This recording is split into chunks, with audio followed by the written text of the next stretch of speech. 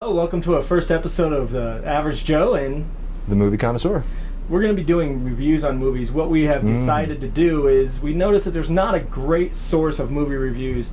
Everybody's got very similar opinions on the internet, and me and my friend Simon have completely opposite taste in movies. Usually we do.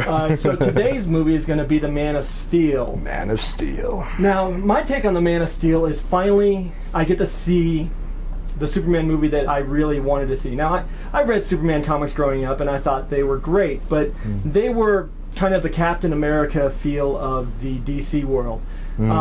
Superman always did the right thing. He always did what he had to do within his what would you say, the Like restraints of his moral framework. He always did the right thing, yeah. He always did the right thing. In this movie, if you've watched it already, it was amazing. You got to see him have moral dilemmas, and he had his own personal life. It was kind of like the revamp of the new Spider-Man movie.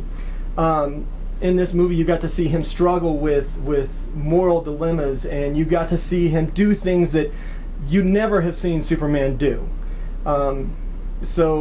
Like what? Well, in this movie, you saw Zod and him fighting at the end, and in the end, General Zod, yeah. he had to make a decision whether to let two innocent people die or take care of the issue at hand, and that was just amazing.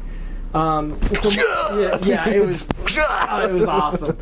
My view on this movie is I was happy to watch it. I enjoyed it. I enjoyed that they gave you not just a 10-second intro into Krypton. You got to see a good 30-40 minutes of what Superman's world was like. That was a long intro. Yeah, you never, ever have seen this. You have never seen Kal-El's father, Jor-El, and you never saw Zod prior to what we saw in the Superman 2 movie. Yeah, I didn't really see how he which becomes General Zod, you know. Exactly, That's but you never saw what happened with the planet. You just knew it blew up. Now, if you watched or you read comic books, you do know what happened with that. But who has Superman Amazing Fantasies or wherever the first talk of Krypton was? I'm more of a DC or a Marvel guy personally, but it was a great intro. I loved Russell Crowe as Jor-El. They did a great job with all the special effects. Honestly, I felt the movie was amazing. I was really happy to see it, and finally I didn't see Superman fighting what was his name?